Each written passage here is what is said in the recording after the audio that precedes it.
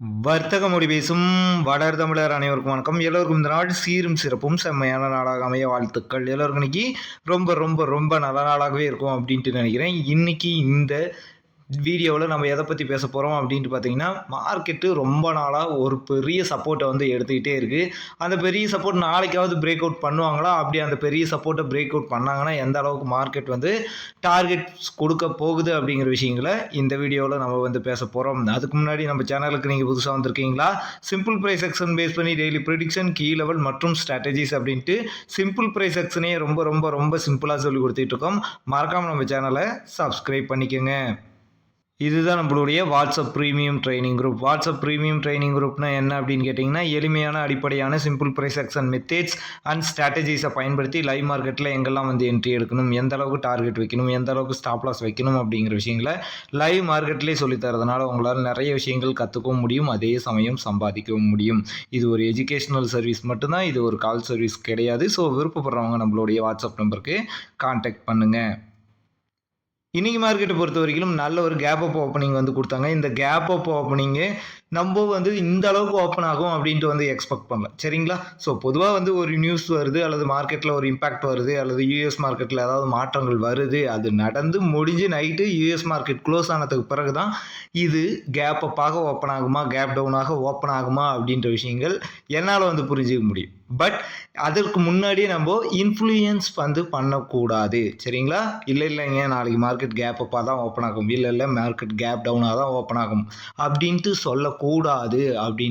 அப்படின்ற ஒரே காரணத்தினால மட்டும்தான் நான் கேப் அப்பாக ஓப்பன் ஆனால் எப்படி வந்து ட்ரேட் பண்ணணும், கேப் டவுனாக ஓப்பன் ஆனால் எப்படி வந்து ட்ரேட் பண்ணணும், ஃப்ளாட்டாக மார்க்கெட் ஓப்பன் ஆகும்போது எப்படிலாம் ட்ரேட் பண்ணணும் அப்படின்ட்டு 3 விதமான பார்வைகளையும் நான் வந்து கொடுத்துட்றேன். ஸோ நான் உங்களை இன்ஃப்ளூயன்ஸ் பண்ண ட்ரை பண்ணல, உங்களை எஜுகேட் பண்ண ட்ரை பண்ணுறேன் அப்படின்றத இந்த இடத்துல வந்து சொல்லிக்கிறேன்.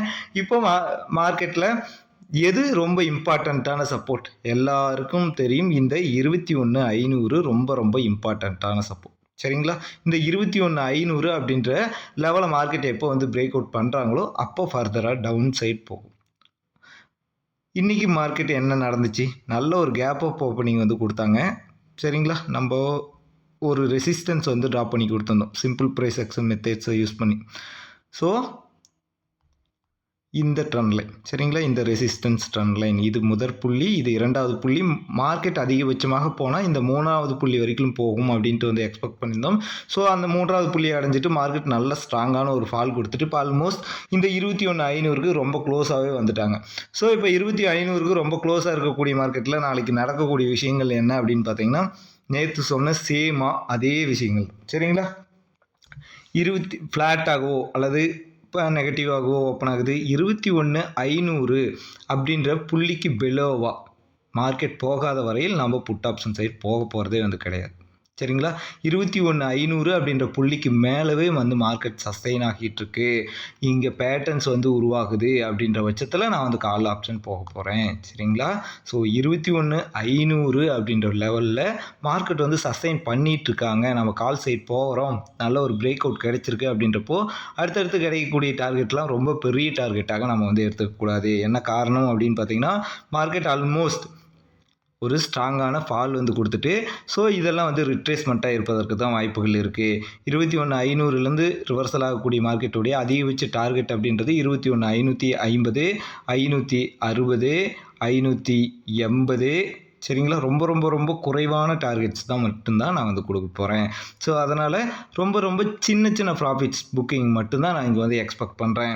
இப்போவும் சொல்கிறேன், நம்ம வந்து லைவ் மார்க்கெட்டில் இல்லை, போஸ்ட் மார்க்கெட் முடிஞ்ச பிறகு வந்து ப்ரிடிக்ஷன் வந்து பண்ணிகிட்ருக்கோம். லைவ் மார்க்கெட்டில் இன்கேஸ் வால்யூம் ஆக்ட் ஆகும்போது அது வேறு மாதிரி வந்து மாறலாம். ஸோ இப்போது இருக்கக்கூடிய வாய்ப்புகளை மட்டும் வந்து சொல்லிக்கிறேன்.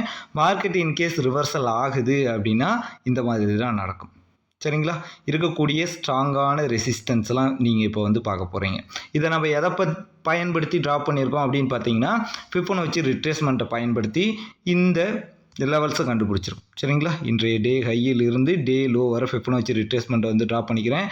அப்படி பார்க்குறப்போ இருக்கிறதுலே ரொம்ப ஸ்ட்ராங்கான resistance super பியரிஸ் level, strong resistance, இது கோல்டன் ரேஷியோ. சரிங்களா? ஸோ நீங்கள் ஒன்றும் வந்து கவலையே பட்டுக்க வேணாம்.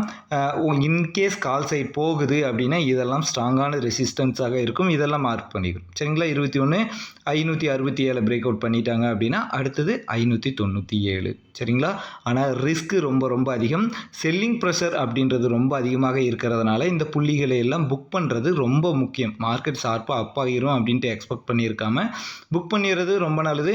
மார்க்கெட் எப்பொழுது வேணும்னா ரிவர்சல் ஆயிடலாம். இப்போவும் மறுபடியும் சொல்கிறேன், போஸ்ட் மார்க்கெட்டில் நம்ம வந்து ப்ரெடிக்ஷன் கொடுத்துட்ருக்கோம், லைவ் மார்க்கெட்டில் கிடையாது. அப்போ வால்யூம் உருவாகிறப்போ இதில் ஏதாவது சேஞ்சஸ் வந்து நடக்கலாம். ஸோ இந்த புள்ளியில எல்லாம் எப்போ வேணும்னா வந்து ரிவர்சல் நடக்கலாம். நீங்கள் கால் ஆப்ஷன் போகிறப்போ இதையெல்லாம் அடுத்தடுத்த டார்கெட்டாக வந்து வச்சுக்கலாம். சரிங்களா? 21,567 பிரேக் அவுட் பண்ணால் அதிகபட்சம் 21,597 போகும். 21,597 எப்போ பிரேக் அவுட் பண்ணுதோ அப்போ 21,622 வரை போகும். சரிங்களா? இன்கேஸ் கேப் அப்பாக ஓப்பன் ஆனாலும் இதுதான் நமக்கு வந்து ரெசிஸ்டன்ஸ். மார்க்கெட் எப்பொழுது கேப் அப்பாக ஓப்பன் ஆகி இந்த புள்ளியில் எல்லாம் நல்ல ஒரு பேட்டர்னை உருவாக்குது, நல்ல ஒரு வால்யூமை கிரியேட் பண்ணுதோ அப்போ ட்ரெண்ட் கண்டினியூஷன் ஆகும். சரிங்களா? ஸோ அதனால் இந்த புள்ளிகளை எல்லாம் மார்க்கெட் ஆக்ட் ஆகிறப்போ ரொம்ப ரொம்ப ரொம்ப ரொம்ப கான்ஃபிடென்ட்டாக இருக்கணும். அப்படின்னா ஒரு பேட்டர்னையும் வால்யூமையும் வந்து ஃபாலோ பண்ணுங்கள். நீங்கள் சிம்பிள் ப்ரைஸ் ஆக்ஷன் ட்ரேட் பண்ணுறவங்களா இருந்தால் இந்த பேட்டர்ன் வால்யூம்ஸ் இதெல்லாம் உங்களுக்கு ரொம்ப ரொம்ப கை கொடுக்கும். ஸோ நான் ரொம்ப நம்புறது ஃபிபோனாச்சி ரிட்ரேஸ்மெண்ட் தான். அப்படி பார்க்குறப்போ இந்த லெவல்ஸில் எல்லாம் நமக்கு ரிவர்சல் நடப்பதற்குண்டான வாய்ப்புகள் இருக்குது. ஸோ அதனால் இங்கே உருவாகக்கூடிய பேட்டர்னையும் வால்யூமையும் வச்சுட்டு நம்ம இப்போ வந்து புட் ஆப்ஷன் போகலாம். ஏற்கனவே நம்ம வந்து ஒரு செல்லிங் ப்ரெஷர் இருக்கக்கூடிய மார்க்கெட்டில் இருக்கோம். அப்படின்றதுனால நம்ம புட் ஆப்ஷன் சைடு அதிக கான்சென்ட்ரேட் பண்ணுறோம் அப்படின்னா நமக்கு நல்ல ஒரு ப்ராஃபிட் கிடைக்கும். ஏன்னா புட் ஆப்ஷன் சைடு போகும்போது மார்க்கெட்டில் நமக்கு ஸ்டாப் லாஸ் அப்படின்றது ரொம்ப குறைவாகவும் டார்கெட் அப்படின்றது ரொம்ப அதிகமாகவும் கிடைப்பதற்கு வந்து வாய்ப்புகள் இருக்குது. இப்போ எக்ஸாம்பிளுக்கு சொல்கிறேன், 50% கேப் அப்பாக ஓப்பன் ஆகுதோ அல்லது ஃப்ளாட்டாக ஓப்பன் ஆகி இந்த அளவுக்கு வந்துடுதோ, அப்படி எந்த விதமான சீனரியாவாக இருந்தாலும் இந்த 21,622 அப்படின்ற புள்ளியை தொட்ட பிறகு பேட்டர்ன் உருவாகுது அப்படின்ட்டு வைங்களேன். 21,622 மார்க்கெட் அதிகபட்சமாக எவ்வளோ தூரம் விழுகும் அப்படின்னு பார்த்தீங்கன்னா 567 அப்படின்றது ஃபஸ்ட் டார்கெட், 518 அப்படின்றது ரெண்டாவது டார்கெட் ஆகிறது. சரிங்களா? இப்போ நமக்கு என்ன கிடைச்சிருக்கு, கால் ஆப்ஷன் சைடு போகும்போது குறைவான டார்கெட் 570 பிரேக் அவுட் பண்ணாலும் 597 தான். சரிங்களா? இங்கே ஒரு 25 புள்ளிகள் தான். அடுத்து 597 பிரேக் அவுட் பண்ணாலும் அங்கே ஒரு 20 புள்ளிகள் தான். ஆனால் இங்கே இறங்கும்போது ரொம்ப கான்ஃபிடென்ட்டாக இந்த அளவுக்கு ஸ்ட்ராங்கான ஒரு டார்கெட்டை வந்து வைக்க முடியும். ஸோ அதனால் இந்த பிளானை நம்ம வந்து ஃபாலோ பண்ணிக்கலாம். சரிங்களா? ஸோ இந்த பிளானை தான் நான் வந்து ஃபாலோ பண்ண போகிறேன். பார்ப்போம் என்ன நடக்குது அப்படின்ட்டு. இன்கேஸ் மார்க்கெட் வந்து ஃப்ளாட்டாக ஓப்பன் ஆகுது, 21,500 பிரேக் அவுட் பண்ணுறாங்க, 21,500க்கு பெல்லோவாக சஸ்டெயின் பண்ணணும். சரிங்களா? அல்லது இங்கேருந்து நல்ல ஒரு ரீடெஸ்ட் பேட்டர்ன்ஸ்லாம் வந்து ஃபார்ம் ஆகணும். அப்படி ரீடெஸ்ட் நடந்துருச்சு அப்படின்னா மார்க்கெட் நல்ல ஸ்ட்ராங்கான டவுன் சைட் ரேலி கொடுப்பதற்கு வாய்ப்புகள் ரொம்ப அதிகம். சரிங்களா? 21,500 அப்படின்ற புள்ளி ரொம்ப ரொம்ப ரொம்ப ஸ்ட்ராங்கான சப்போர்ட்டாக இருந்திருக்கு.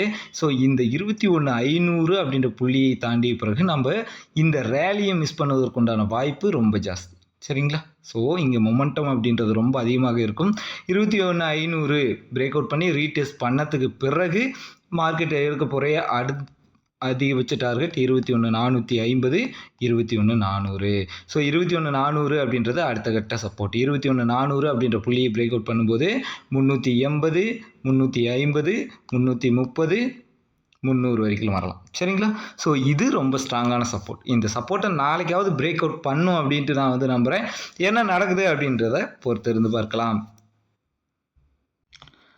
அடுத்து நாளைக்கு நம்மளுடைய ஹீரோ யார்? பேங்க் நிஃப்டி தான். பேங்க் நிஃப்டியில் எல்லாரும் நாளைக்கு 0 to ஹீரோ எப்படி வந்து பிளான் பண்ணுறது, எதெல்லாம் நல்ல ரொம்ப ஒரு பர்ஃபெக்டான ட்ரேட் செட்டப்பாக இருக்கும் அப்படின்ட்டு வந்து எக்ஸ்பெக்ட் பண்ணுவீங்க. ஸோ என்னால் முடிஞ்ச ஒரு ட்ரேட் செட்டப்பை நான் வந்து உங்களுக்கு சொல்லித்தரேன். ஸோ இந்த ட்ரேட் செட்டப் எப்படி வந்து ஒர்க் அவுட் ஆகுது அப்படின்றத வந்து பார்க்கலாம். சரிங்களா? ஸோ இது ஜஸ்ட் வந்து எஜுகேஷனல் பர்பஸ் தான். இப்போ பார்க்குற வரைக்கும் எனக்கு மேஜரான சப்போர்ட்டாக இருக்கிறது first support, second support, third time support, இப்போ ஃபோர்த் டைம் வந்து பிரேக் அவுட் வந்து ஆயிடுச்சு. ஸோ மேஜரான ட்ரெண்ட் லைனில் மார்க்கெட் வந்து ஒரு பிரேக் அவுட் வந்து கொடுத்துருக்கு. நான் நாளைக்கு எப்படி வந்து ஒரு நல்ல ஸ்ட்ராங்காக ஒரு என்ட்ரி வந்து எடுக்க போகிறேன் அப்படின்னு கேட்டிங்கன்னா, ஃபிபோனாச்சி ரிட்ரேஸ்மெண்ட்டை இன்றைய டே ஹையிலிருந்து டே லோ வரைக்கும் ட்ராப் பண்ணிக்கிறேன். சரிங்களா? அப்படி டே ஹையிலிருந்து டே லோ வரைக்கும் ட்ராப் பண்ணிக்கிட்டேன் அப்படின்னா 38.20% கவனிச்சிங்களா? 47,450. ஸோ நம்ம இதை பியரிஸ் லெவல் அப்படின்ட்டு சொல்லுவோம். ஸோ இதை வந்து நோட் பண்ணிக்கிறேன். 47,450 அப்படின்ற புள்ளியை நோட் பண்ணிக்கிறேன். இப்போ இந்த ஃபிபொனாச்சி ரிட்ரேஸ்மெண்ட்டை வந்து டெலீட் பண்ணிட்டேன். இப்போ மார்க்கெட் நாளைக்கு ஃப்ளாட்டாக ஓப்பன் ஆகலாம் அல்லது கேப் அப்பாக ஓப்பன் ஆகலாம். அப்படி கேப் அப்பாக ஓப்பன் ஆகும்போது தான் நான் இந்த பிளானை வந்து எக்ஸிக்யூட் வந்து பண்ண போகிறேன். 47,450 அப்படின்ற புள்ளியை மார்க்கெட் எப்பொழுது நெருங்குகிறதோ, சரிங்களா, இங்கே புட் ஆப்ஷன் பை பண்ணக்கூடிய வாய்ப்புகளாக நான் என்னென்ன பயன்படுத்துகிறனோ அதெல்லாம் வந்து பயன்படுத்த போகிறேன். நான் என்ன பயன்படுத்த போகிறேன்? எம் பேட்டர்ன் வந்து பயன்படுத்துவேன், ட்ரிபிள் டாப் பேட்டர்ன் வந்து பயன்படுத்துவேன், வெஜ் பேட்டர்ன் வந்து பயன்படுத்துவேன்.